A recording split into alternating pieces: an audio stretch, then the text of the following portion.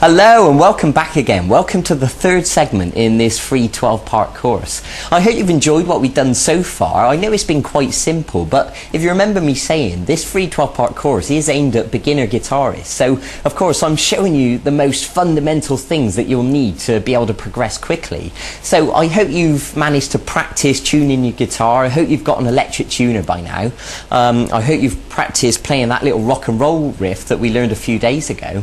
And today I'm going to teach you how to play chords. Now, in case you don't know what chords are, it's when you hold more than one note down on the guitar at once and you strum all the strings, like this for example.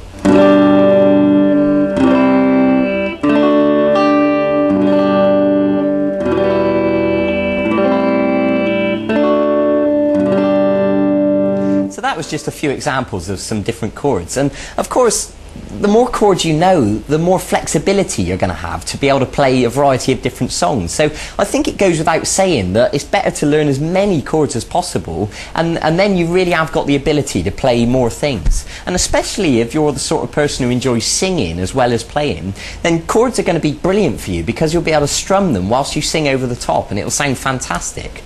But I want to start today by showing you three chords to begin with. I'm going to show you an E, an A, and a D chord. And these three are what I consider to be the most useful, the most widely used chords. So once you know them, you'll find that they crop up in lots of songs. So it's important that you get to know them right from the start. And then of course, as we progress, you'll learn more and more chords and, you know, we can go from there. But let's start simple. So I want to begin by showing you the E chord. So if you take your first finger and put it onto the third string at fret 1, and then take your middle finger and put it onto the fifth string at fret 2. And then take your third finger and put it onto the fourth string at fret 2. Now if you look at the chord box next to me, you'll see the diagram, you know, if you just need to clarify exactly where the notes go. Now what I'm going to ask you to do is hold down with plenty of pressure and strum the strings. Now ideally all of those notes will sound nice and clear like that, but to be honest I'd be surprised if you get it sounding perfect straight away. It'd be perfectly normal if it sounded more like this at first. Now let me explain some common mistakes that people make when learning chords. What you need to do is make sure you're holding down with the tip of your finger with plenty of pressure, and you need to arch these fingers up, and the reason for that is because you want plenty of space underneath the fingers. What we don't want to happen is for the back of these fingers accidentally to touch the next string and obstruct the note. So when you pluck each of the strings with the plectrum, it should sound nice and clear like that. So if any of these notes sound incorrect, it's probably because you're accidentally touching one of the strings with the back of your fingers accidentally. Okay? So it might take a little bit of work and you'll need to shuffle your fingers around and get used to how to hold down the chord, but eventually you'll get it sounding nice and clear. So that's something to work towards. So the next chord I want to show you is the A chord, and it looks like this. So what I'm going to ask you to do is to put your first finger on the fourth string at fret 2, and the middle finger on the third string at fret 2, and then the third finger on the second string at fret 2. So they're all at fret 2, but unfortunately there's not quite enough room really to fit them all in. Ideally we'd like to get them right next to the fret, but in reality what happens is we end up using them at an angle like this because that's the only way really to squash them in there. And of course everyone's hands are different, you know, if you've got skinny little fingers then you'll probably find it easier. So look at the chord chart next to me just to clarify what notes we're holding down. Now with the A chord we're just going to use 5 strings, and what I mean by that is we're not going to pluck the 6th string, we're just going to pluck the 5th string downwards like this. Okay, now of course like I said before, it would be unusual if you got it sounding perfect straight away. You know, what usually happens, the back of this finger on an A chord accidentally touches the first string. So what I want you to do is make sure that the first string is open correctly as it should be. And if it is, then brilliant. And just pluck those 5 strings again, just to check it's okay. Okay, good. So now let's move on to the third chord I'm going to show you, which is the D chord. So if you put your first finger on the third string at fret 2.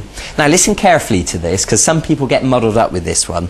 The middle finger goes onto the first string at fret 2, and then this third finger goes onto the second string at fret 3.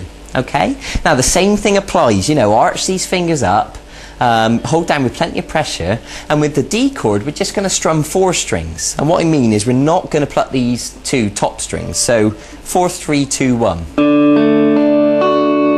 Okay, so what I'd like you to do now is to stop the video and practice each one of these chords. The E chord with all the strings, the A chord with 5 strings, and the D chord with just 4 strings. And of course, with this video, you also downloaded a PDF document, and you can print that out, and it's got the diagrams there for you, so you can look at them next to you, so you don't have to keep rewinding the video. And practice them and get them sounding nice and clear.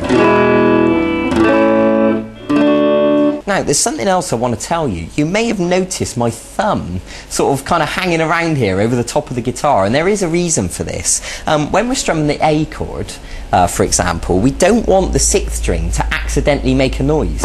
So what I'm doing is gently touching it just a little bit with the thumb, and that's enough just to mute the note, so it stops the 6th string from accidentally making a noise. And then when you strum all the 5 strings, then you know you're only just getting the correct notes that you want. So that's the reason for that. So what you can do once you've learned these chords is put them into a bit of a sequence. For example, you could play the A chord 4 times, and then you could play the D chord, back to the A, and then the E chord, and then you can do that again.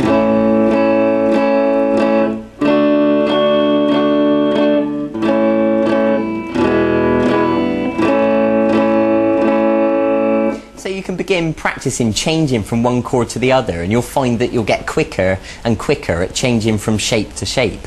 Good. So that is a brilliant place to begin with chords. So I suggest you go and practice that now. Go and get on with it.